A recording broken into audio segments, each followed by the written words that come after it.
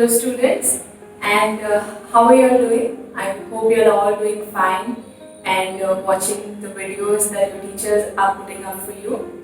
I am teacher Roselle, as you know it, and today we'll be doing our next class on value education. I hope you all have watched the previous two classes, and I know it's been a while, but here we are on something that is very relevant for your these days during the lockdown. I hope you all enjoy it, and please sit back and watch the video. So, today's topic would be of interest to all of you, especially in the current situation of the lockdown. Yes, today we are going to be talking about social media. I'm sure you all know what social media is and what exactly it does. But let's get into a proper definition. So, what do you think social media is? In simple words, it is any digital platform, system, website, or app that enables people to create and share content. Also connect with each other. So basically, it is anything that helps us to create, share content, and connect with each other. So few examples of social media would be WhatsApp, we all know that, Instagram, Facebook, Snapchat, Twitter, Pinterest, and TikTok. It's the latest trend through which everyone is connecting. So yeah, social media helps us to engage with different people. It gives us an opportunity to post, create, and share our talent, receive feedback, create conversations, and lots more. So what exactly is the real impact of social media? I'm sure there is good and there is bad, but most of us get the bad usually. Let's talk about both. So the positive impact of social media as well as the negative impact of social media. First, let's see the positive impact of social media. It helps us develop better social skills. So some of us don't like interacting with people face to face. This gives an opportunity to those introverts to create better social skills. Learning about new culture, societal ideas, and issues through the apps that give us news, all the recent news and updates about sports, current affairs, business, finance, and all of those things. It helps us bond with our friends during this lockdown period as well. I'm sure you all have used a lot of social media to bond with friends. It helps us be creative and share ideas, learn about the world events, current affairs outside of your immediate environment. It gives us an opportunity to have fun, a medium to display your talents as well. Many people have accounts on YouTube and Instagram, Facebook to portray your talents and display what you're good at. So these are a few of your positive impacts of social media. Now let's look at the negative impacts. Let's face it, this is what we really want to talk about, and this is what the most important thing is. Let's talk about the negative impacts of social media. Now, spending too much time online and being disconnected from the real world is the most important. So, when we spend so much time on social media and keep looking and scrolling through content which doesn't even do good to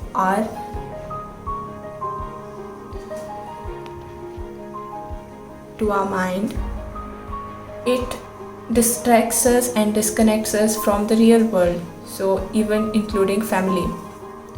We spend so much time here that we forget that we have real people to talk to and bond with. Secondly, being a victim of online bullying. So sometimes this is a very sensitive topic. Online bullying is something that happens to many people, and many people fall prey and victim to this.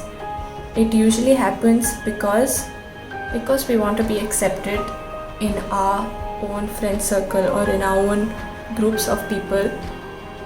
We do things out of peer pressure. And that can lead to online bullying or cyberbullying, as it is also called. This is a crime, and it can lead to, for juveniles, a juvenile punishment, and for people above 18 it can lead to imprisonment, as it is part of the cybercrime laws. Having your personal information shared online, for example your phone numbers, date of birth or location. So many of us, to get registered in certain apps, we need to log in with a few of our personal details like email address, phone numbers, location, or anything of that sort.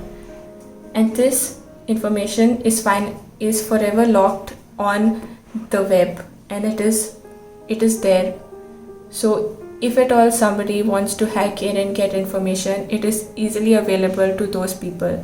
So having all this personal information shared online is another negative impact of social media. Having reduced self-esteem. This can happen for some people, wherein all the validity that one wants to receive through social media becomes so much that your self-esteem completely drops in the normal world. So when you want to go out there and give a speech, you cannot do it because you feel it is better not to be seen, but just to be uploading pictures and commenting on posts. So this can reduce your self-esteem, and that can lead to many other mental health issues. Being exposed to inappropriate or upsetting content like mean, aggressive, violent comments or images. So these things can also cause an individual to experience a lot of mental stress. So being exposed to all comments that are violent or aggressive, mean, can cause a lot of unease in one's normal life.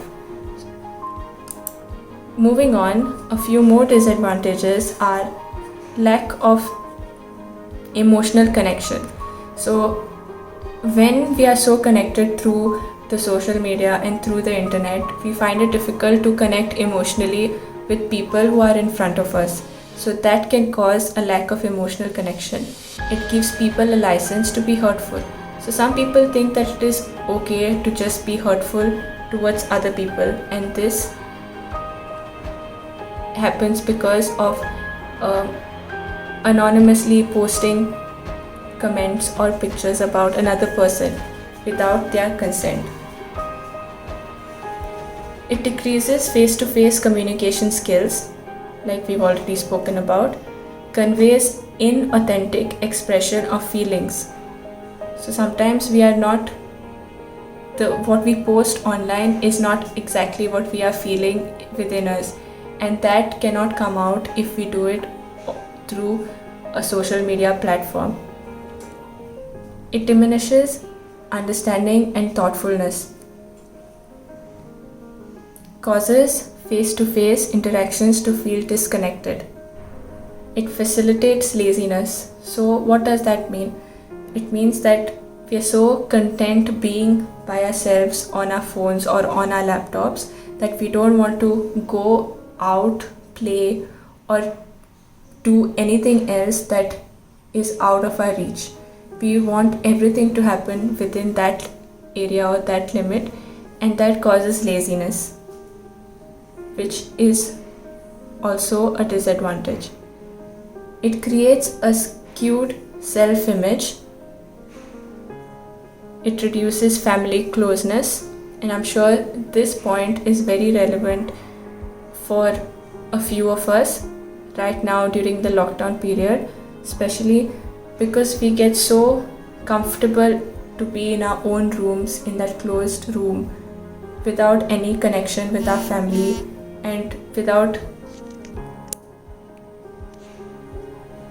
having anything to do with our family, which reduces the closeness among one another. And obviously, social media causes a lot of distraction. Even while we are studying and even when we are doing some work, it causes a distraction. We feel like going through and checking out different things online while doing things that are more important and more relevant. Let's talk about a few facts about social media. The DSM-5, DSM stands for Diagnostic Statistical Manual of Mental Health Disorders. So they have included internet addiction disorder in their manual from the year 2013. So as you can see, internet addiction has been included in as part of a mental health disorder. The isolation from the real world as a result of social media addiction causes anxiety and depression. So the more you stay away from the real world because of social media, the more it can cause anxiety and depression. Facebook addiction is searched 350 times more than cigarette addiction. So you can imagine how many people are actually addicted to Facebook more than any other addictions. Internet addicts have 10 to 20% smaller brain area that is responsible for speech, memory, motor, control, emotions, sensory, and other information. So people who are addicted to the internet have 10 to 20% smaller brain area than other people who are not. 81% of parents believe that children are more susceptible to mental health problems due to social media.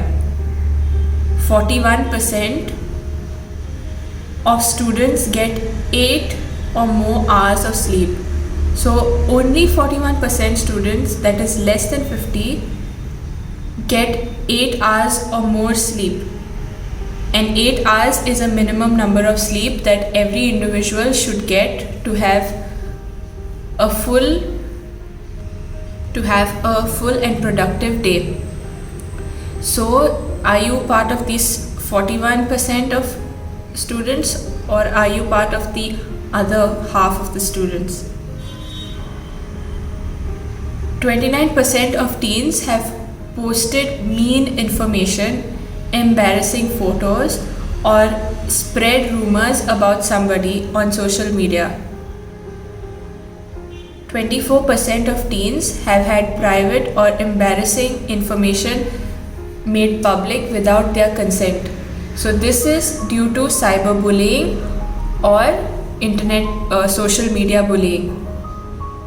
On an average, most people sleep for 8.5 hours looking at a screen versus 20 minutes reading a printed page.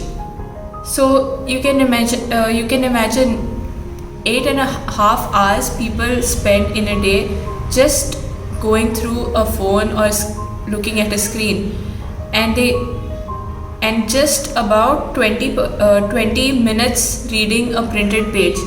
So the comparison between reading a book and going through social media or going through an electronic device is much different. There is a dopamine rush given when one receives verification and support via social media platforms. Recommended treatment for internet and social media addiction is working directly with a experienced therapist. So there is a way to get out of it. If you feel that you are addicted to social media, there is a way to get out of it. You can come to school and meet me later if you want to talk about something like this.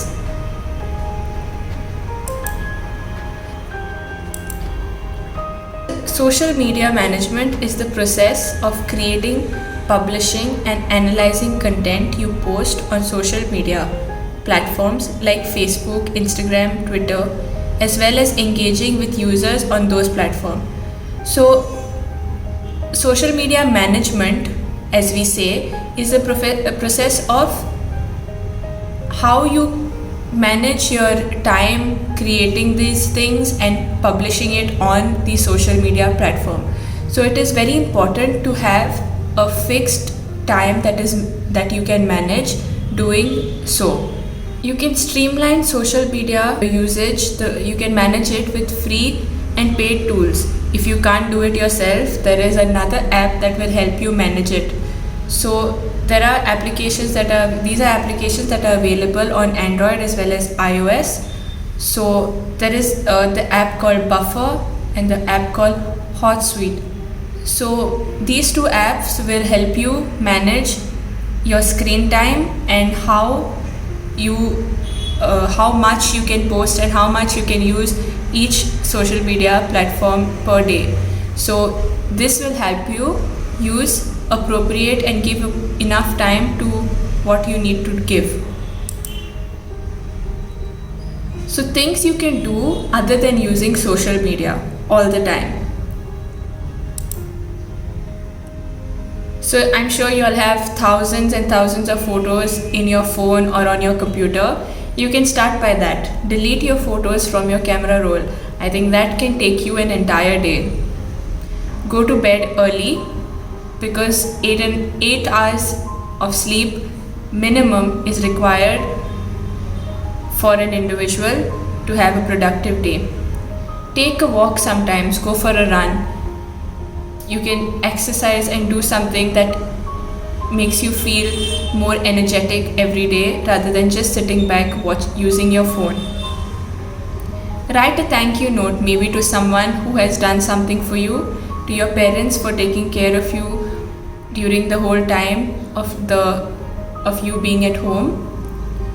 Maybe read a magazine, watch TED Talks, which can give you information about a lot of people who have overcome a lot of difficulties in their life.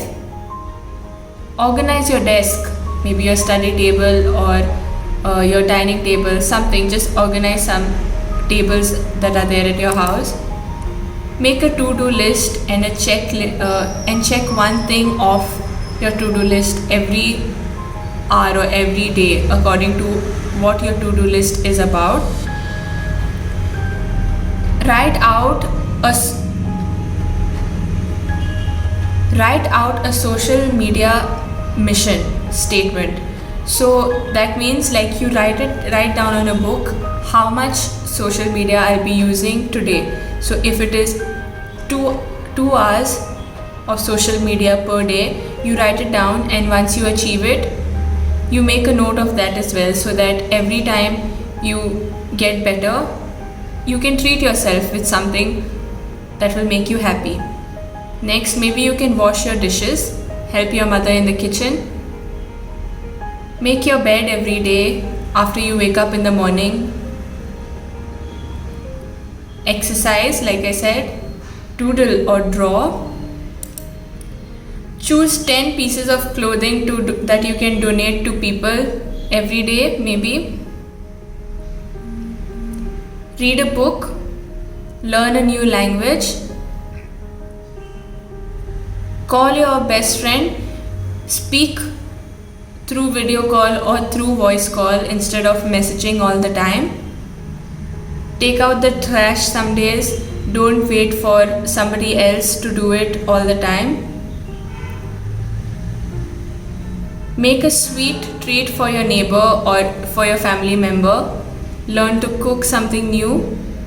Maybe do a puzzle. That is very interesting. That can take a lot of time because it needs a lot of concentration. So you can make a puzzle. Write down your goals. Maybe you can write down your goals about what you want to achieve till the end of this academic year, which will help you all get better grades and better marks for your assignments and projects. Choose one new recipe to try. Print a few of your favorite photos to display maybe in your bedroom or on a book.